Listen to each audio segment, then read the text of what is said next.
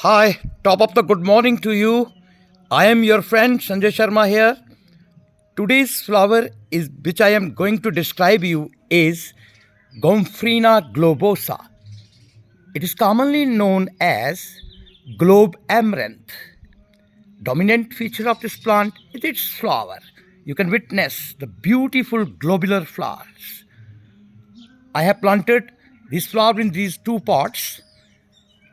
The flower exhibit different hues like magenta, purple, red, orange, and white.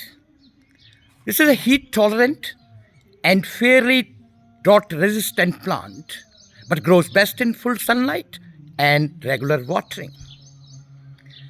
In Sanskrit, it is called as Rakt Malika flower. Again, I repeat, Rakt Malika. And in Nepal, it is commonly called Makhmali Fool. It is used for making garlands during Bhai Tikka festival in Nepal. The garland is put around brother's neck by their sister for protection. This flower is used in the preparation of cosmetics and herbal medicine. Thank you for watching my videos, and if you like it, please kindly comment in comment section. Thank you again. Have a nice day.